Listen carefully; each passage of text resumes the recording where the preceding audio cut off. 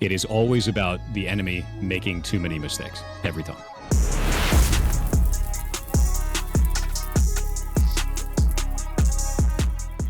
Yeah, I used Malwarebytes and Windows virus scan, and there was nothing. I didn't do a full like PC scan, but I didn't. I just scanned and I didn't find anything. I did Okay. replace my PC entirely with another one, so I haven't touched the other I'm one. not surprised. Yeah. No, that makes a ton of sense. Do you still have that PC Yeah, where you can run scans on it and everything? yeah. I would be interested in seeing you run Malwarebytes again, but instead of doing like a quick scan, did you do a deep scan on it for like scan for rootkits and everything like that? Because there's a No, bunch of just a toggled quick options. scan. I would do that. I would like keep that thing off the network for sure, but like turn it on and Yeah, run a deep scan on it and do the advanced options because there's an advanced options menu. You just check all the boxes and you're good to go. It's like okay. 2 seconds. Because like if we can prove the difference between your machine being compromised directly, which could be possible, or the game being compromised, that's the big thing that has to be proven right now. And everyone's making a claim saying like, "Oh, the game is compromised. It's RCE. The easy anti-cheat is compromised. It's RCE." There's no proof of it. And the only one who can really prove that at that point is like you and Jen Burton Yeah, were your machines compromised? If your machines aren't compromised, if we have no evidence of compromise on those machines, which this doesn't fully prove it, but it kind of tilts it in the direction where your machines weren't directly compromised, then we have to keep digging. And it's yeah. one of those things to like find out, is the client actually vulnerable? Is the server vulnerable? Is easy anti-cheat vulnerable? There's a lot of stuff that has to be proven. Yeah, I think, well, from my perspective, I can't really tell if my computer is compromised, just because I feel like I think he's able to, he just decides not to. Like, he wants to get, like, I think his whole message is because he's been doing this for a while. Like, to give you context, it's like, I ran into this guy, his name is, like, in-game too, Destroyer 2009 or whatever. Like, you've seen the bot clip and stuff like that. He's been, like, terrorizing ranked, like, for a while now, like, just messing Oh with yeah. ranked. Like he would just, go into the lobby and he's like literally unbannable. And he would do this like there was another thing because he was unbannable, he would do what is that what is the word? Basically he would be displayed as a console player but he was on PC. He was like I think he was using like an emulator, I think that's what it was called. So he was like Okay. practically like unbannable, which is why he would just, stream snipe me and just like kill me every single game and stuff like that. But like he was literally just like untouchable in game. Like he was nobody would able to ban him or anything like that because he was using like an Yeah, emulator. I also saw the video where he was spawning in a number of bots, and those bots were like kind of running after players automatically. It was like 40 plus bots Yeah. jumping in. Yeah. This makes me worry of one thing is access to the server in some capacity. So when you're dealing server side cheats like that, I also saw that he was able to generate about 4,000 packs in the game and hand them to another player. Yeah, he handed So I was that talking to he handed that Mandy. to Mandy, me, and Jen Burton, and another Yeah. person called his Watson. He handed me like 2,500 packs. Yeah, he handed Mandy 4,000. So like I talked to Mandy the other day about this yesterday. We got a video out for that and was talking about it because if he's able to generate packs automatically, it's either going to be stolen credit cards, which is totally possible, right? They can do Yeah. that kind of stuff. Unless are those purchasable in game by chance? The packs. Yeah. Yeah, you could buy them. You can also gift them. Like you can, as a player, like a regular, like a casual, you can gift packs. I'm pretty sure to other people. Okay. So at that point, it's like it could be stolen credit cards, buying a shitload of packs. That's possible. It could be based on the other types of exploitations he has. I'm worried that he has a client that is sending information up to the server and the server's accepting it, or he has direct access to the server. It seems unlikely that he has direct access to the server, like Well, he can remote crash the code server. execution access. He can also. could. Yeah, he was crashing the server. Crashing the server is one thing. Getting Yeah. direct full access to the server, like administrator access to the server, is totally different. When we have a client to a server, right? So we've got a client and the client connects up to the server. It sends packets back and forth. So the client will send a packet, the server will send packets back. If the client sends up a packet that is malformed in some way and says, hey, I'm actually a console player now. If the server just accepts that without checking to see if it's true first, these types of things can be done. If you send a bunch of stuff up to the server and say, I'm actually 40 accounts now, spawning all these dudes, and the server just accepts it, then you get these types of problems. So it could be that he has a modified hack client that can do these types of things, and the server's just allowing for it, which is kind of bad testing. You get rid of that with fuzzing testing generally, where you check all the inputs and make sure that the client is a dummy, not able to run the server, if that makes sense. Not able to inform the server what to do. Just it's a dummy that displays things. Or he has direct server access, which is scarier, right? And Yeah. we can't really tell the difference between those two things, but it's very clear he's instructing the server in some way with these types of exploits. And that's That's spooky. So that's one we can't really solve until we find out exactly how this is being done. Oh yeah, for sure. I don't know. Like you could probably name anything. He's probably done it. Like he can crash the server on his own will. He can. I don't even think he has to be in the game. Oh, maybe I think he actually has to be in the game to do that. So he has to be in the game. It That's se- interesting. Yeah, it seems like he has to be in the same lobby as you to crash a server. I don't think he had like if he isn't, then he can't. But I'm well, I've been so there's been cases where he's in the lobby and he crashes a server, but then there's also been recently where my game like the server crashes obviously due to somebody doing it. Like it's not just like Apex server just crashing out of nowhere. Someone's deliberately crashing my server within like the first minute or two of like playing the game. And Do you know who's in the game when that happens? no, I have no idea. I don't know like if he's in my lobby because he's not like chasing me or anything. Like he's not trying to kill me. He's just like deliberately like trying to just crash my game before I even get to play. Yeah. So I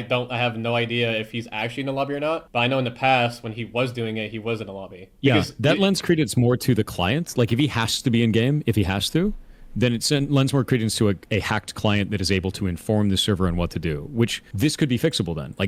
Like they could find out what's going on by looking at server logs and trying to stuff. And I guarantee the security team is already doing that. I guarantee they're already digging through all of that shit to try and find a way to do this. 100%. The fact that they've got your account shut down, that sucks. But it is definitely for the best to determine the cause of the vulnerability. yeah, for sure. Because there's so many different types of ways that this can be done. That's why I'm like trying to investigate all of this. Because my big thing throughout the industry was like pattern recognition to determine the cause of exploitation or to determine ways of finding ways to catch people doing this, right? Yeah. Find ways to catch botters, find ways to catch cheaters using manual methods and heuristics. So when I get this kind of information, it's like, oh, he's likely to be in game. He's more often in game when it happens than when he's Yeah. not. That means he probably had a client to server cheat in some way where the client was informing the server and maybe evolved it over time where he's like, well, I don't want to be in game anymore. That's a hassle. I need to be able to get this server instance remotely and then shut that down remotely. And he evolved his tool set, if that makes sense. There was another. I don't know if I should say this, but like there was another time. So there's a thing called. Don't put yourself in No, no. any bad position if you're not No. allowed to talk about something. Yeah. It should be fine. I think it's like pretty worth it to like speak about it because this is probably gonna help you. Like there, when he was crashing my server without me knowing if he's not in my lobby or not. I had performance display on, which is like an option in the game where it displays your like FPS, your packet loss, your ping, and stuff like that. But it also, I don't know if it displays the server ID or something like it displays something that's related to the server. And as soon as I like turn it off, he was not able to do that anymore. Because I guess he didn't obtain information off that performance display to like Yes. crash the server, or unless EA or something they like patch something right in the back end while that was going on and stopped it because it stopped happening after I turned that off. So the server is just, yeah, I know that. Look, this chat saw me get all excited about it. He's getting the server ID through your client that way, if it's actually displaying that server ID, which is allowing him to target the actual server. There's likely going to be a command somewhere that is a packet that is being sent up to the server that's allowing him to do these modifications. With that in mind, when he jumps into the game, his client gives him the server ID. So he's targeting your server instance based on that ID that's inside of your menu, the one that you disabled. That makes absolute sense. That's 100% it. So for him to be able to do things, he has to pull some information, either from a streamer that is displaying that information for the particular lobby that they're in, or with his own character that is in that lobby as well. Yeah, exactly. That makes sense. Yeah, this lends more and more to him not having direct access to the server. It seems incredibly unlikely that he has direct access to the server now. It seems way more likely that it's a client that is telling the server what to do because he needs that information. There's a little bit of fog of war where he has to do a little bit of footwork to find the target correctly. If they can figure out what command is being sent, where it is including that, they can kill this. If that is the only way of getting through for it. It is you'll find very often that many issues like this start with a single seed vulnerability, like one thing that is wrong, right? Mm-hmm. And they just find newer and weirder ways to use that vulnerability to gain extra powers, slowly gaining a foothold with this. So with him having that one thing, we have a common goal here, which is get the server ID before I can do exploits. And if he can get the server ID and then do exploitation after that, that's a really interesting failure in terms of what happens if you obfuscate that from the client. What happens if you stop showing that to the player? What happens if the client is unable to pull the server ID because it's stored fully server side? If they do that, and that dude's entire cheat like suite is based on him getting the server ID, he loses. It's always about finding a novel way of shutting down the attacker. But That seems like a good route. That seems like a possible route. Don't you agree though that the whole scenario that happened during the tournament is way different than like what he does during ranked? I agree. Yes. I super agree.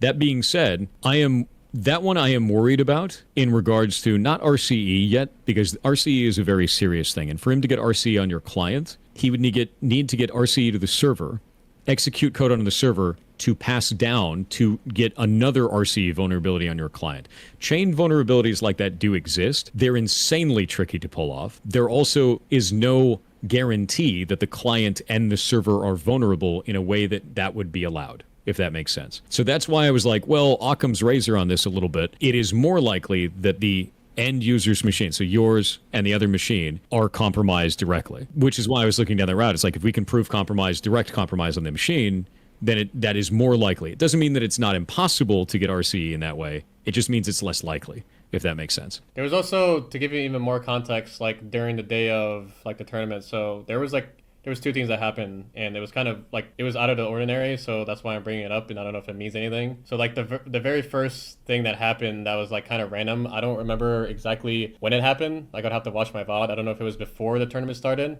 or after one of the games. It might have been after the second game, but there was a time where I was just sitting in the lobby waiting for the game to start, like the next game for the tournament, and my screen like went black. But it was like my whole screen went black, and there was like an Apex loading logo on the bottom right, and then my screen went back to normal, back to like the lobby where I was. And I don't know if that's like where he just like went into my account, entered my account at that time, which is why my screen went black, because that's never happened before.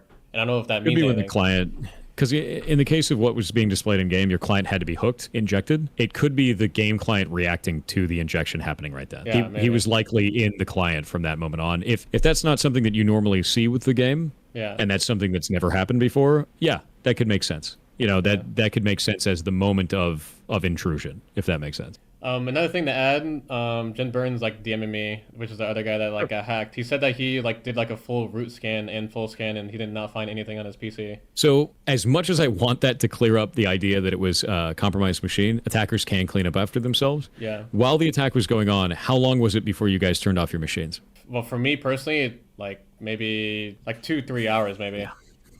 Yeah. The only way that you would have been able to stop him from cleaning up after himself at that point, it would be plug pull immediately. Just like, whip, no more connection, no more, you can't do shit. Yeah. Unfortunately, I wish, God, it's like a crime scene, right? It's like a tampered crime scene at that point. Yeah. So it's hard to know if he had direct access through the game client, or it's hard to know if he had direct access through a compromise on your guys' machine. Damn. Well, yeah, deleting files after, it's pretty normal. So cleanup kind of stuff is pretty normal in terms of infections like that. You'd be amazed at how often that happens, even inside of corporate environments where like companies get knocked over by nation states pretty commonly, and then they clean up after themselves afterwards. It's generally just seen as training most of the time. So you'll get all these people that enter a network, they just cause a mess, and then like 30 minutes later, with all these alarms going off, they ghost, they disappear. All the logs are gone. It's like they were never there. And it's because their lead showed up and then showed them how to disappear. And it's training. We see it all the time inside of companies. The companies get knocked over constantly. Even a basic understanding of how to clean up would be easy to do there. And it'd be really hard to detect afterwards, which sucks. I don't know what the level of skill of the attacker is, but if he's been doing this for a long enough time, he probably has some skills behind him, which is good, right? So he's got that. He's just using it for shitty reasons. And anytime you have vulnerabilities like this is the normal investigation process. You talk to everybody involved, you find out every piece of information you can, you put together all that information, and then you put together likely scenarios, and you go, well, let's investigate each of these likely scenarios. Hacking and conflict resolution stuff like this for hacking, for like you're trying to find out, what happened when this goes on. It's a shitload of research, man. And you go down every rabbit hole possible because you need to prove before you make a statement. And there's too many people on the internet making statements before proving. But anyway, yeah, no, this is really useful information, actually. So I think for me, the biggest thing that I got out of this, man, the server ID thing. Yeah. That is so important. That is so important. And I'm sure that they know. I'm sure that the security team knows. But for the general community, this makes more sense. If he can if he can find out the server ID that you're on, and he can only execute attacks if he knows your server ID, then that makes more sense that it's just a modified client and the server listening to it. Well, it is much less likely that he has access to the server. Well, We'll another see. thing is that like a while ago, like this is before Destroyer 2009's like existence, like was a thing. There was like a long time ago in Apex where people like lobbies would get DDoS. Like this is what we would call it. Like not the servers just straight up crashing, but basically Yeah. the lobbies would be so overloaded to the point where the server would cause the crash, but it would take a little bit, Oh yeah. right? So yeah, that's a totally different attack and much easier to pull off. What he's doing is a little bit more sophisticated, but requires this critical piece of information, the server ID. That makes this more interesting, and it gets us closer to understanding what causes the vulnerability and closer to understanding what could be done to stop it, right? And I'm sure if the security team didn't already know this, which they could, this is going to be helpful for them to know. And it's helpful for the community because it gives them context, makes them feel a little bit more comfortable. It looks like also, I was sent an image just now. So this happened on Hal's screen after he made him install Malwarebytes 30 to 120 minutes after the incident. Where when you ran Malwarebytes, did it say, because there showed me an image, I want to confirm this. Did it say that there was an inbound connection with an IP address Yeah, someone showed me over that. port 135? Yeah, I didn't see that when I was like streaming or doing that. Like I never saw that. But people were telling me that like, hey, your IP got leaked, blah blah blah blah. I never saw it, so I didn't watch on VOD and see if that actually happened. But So they've got a yeah, screenshot here for me. And I'm not going to show it on stream, obviously, because I don't know if it's your IP address. It looks like it's actually the attacker's jump box. yeah, it might be. It is. I wouldn't show that anywhere. But is that not your IP at the end of that URL there? That is not mine. Okay, I'm not surprised. So the reason why this is interesting is that IP address, if you run it through VirusTotal, is actually showing that it's running as malicious. There's a shitload of malicious hits on that. And that screenshot shows that there was an inbound connection to your computer from that IP address over port 135 on your stream. There's a screenshot for it. Yeah. I think this dude had direct access to your machine. I don't think it's RCE. With this evidence right here, I think there was direct access to your machine. So I'm going to pull this up now because we can confirm that this is the case, right? Hold on, give me one second. Sure. That's Windows RPC. This is all starting to align, dude. This looks like direct access to the machine. Well, how would he gain access directly to the machine? Trojan would be the way. Whether through the client or through a download that you did, we don't know. You think that he could have done it through the packs that he gifted us? That I don't know. That would be another different method, right? So we've got an unknown here. How did he get it on your machine? So how was there a chance that his IP somehow just showed up on my screen? So what that is Malwarebytes detected that there was an inbound connection from another IP address, from a server. This guy it's not his actual IP. It's likely what is called a jump box, which is if you look on, can you see my stream right now? Let me pull it up. So if this is your machine, we would expect the attacker's machine to directly interface with you, but that's not how this works. They generally have what's called a jump box in between, which is either another machine that has been compromised or a machine that they are renting in some way, usually using cryptocurrency in some way like that. Then the attacker has their machine out here. The attacker then connects to the jump box in some way, usually over a public line so that they don't trace it back to their home address or their home ISP. If they're not a dumbass, if they are a dumbass, then they use their home ISP and it becomes trivial to catch them once you start digging enough. Once the bloodhound is on your case, it just, it starts to unravel. So that jump box that we can go and look at that is actually a DigitalOcean ASN. Let's go see who owns that machine, because that machine is connecting to your machine over port 135, and we have the IP address for that. Port 135 is Windows RPC, and it looks like it's been flagged by a number of security vendors. I'd like to know what that IP address is and who owns that. That's the big question right now. Who owns this? Let's go see. This is the kind of stuff that I do when we're doing like any type of investigation, by the way. It's my assumption it's a jump box. We got to find out. I love doing this stuff, man. Yeah, so this is the kind of stuff that I love looking up, because you're like, who is this? What is this? IP2 location. It looks like it's actually in the United States. Providers Tunnel Bear. Domain is digitalocean.com. Server for rent. Yeah, server for rent. 100%. Normal stuff. So likely this is a rented server from a dude that's using this for attacks. There's your attacker. There's his jump box. We have his jump box. So what they could do at this point is, now that we know the IP address that connected to your machine, they can now take that, go to DigitalOcean and say, hey, we have a box that connected to this player's machine at the time of this event, is a known attack one that shows up on VirusTotal. Who's paying for that box? You got your man. That's an option now. That wasn't an option at the beginning of this call, and now that's an option. That's how that stuff happens. Really, really fast. Because somebody has to pay for the box, unless it's a compromised box, which it could be. Then you got to start over. You got to keep looking. So these are the types of things that you look for, is you're like, oh, there's a loose thread here. Let's pull it until we unravel this sweater. This is a piece of a thread. Basically, you keep it in the back of the Batman belt, and you're like, I've got this. Let's see where that goes. I think this is really interesting, though, the fact that this actually showed up on your stream. And it said, port 135, which is Windows RPC, IP address, which is going to be 107.170.2365 inbound, which means it's a connection to your machine from a known attack machine specifically on there. And that known attack machine is a rented machine on DigitalOcean. Like, that's basic smoking gun shit. I'd be like, oh, okay, so that's the attacker's machine. Because why else would you have an inbound connection there that Malwarebytes is keying on? And that's not your IP, so. But isn't this just like a temporary solution? Or I guess like banning the guy through this? It's not a temporary solution when you arrest the dude. Right. Well, I guess, yeah. So you arrest the dude, you find out the methods. You find out the methods or arrest the dude. Either. Or both, frankly. Right? There's always a way to go once you find out. You want to find out who's doing this. And this is an option. Unfortunately, it looks like he made a bit of a mistake. And because he made a bit of a mistake, you got a piece of information that could lead to finding out who he is and what he's doing. And that's very useful for the people on the defense side. Every time the attacker makes a misstep, every time they screw up like that, a little piece of that thread falls out of that sweater until you know exactly who they are. It is always about the enemy making too many mistakes every time. So I'm interested in that.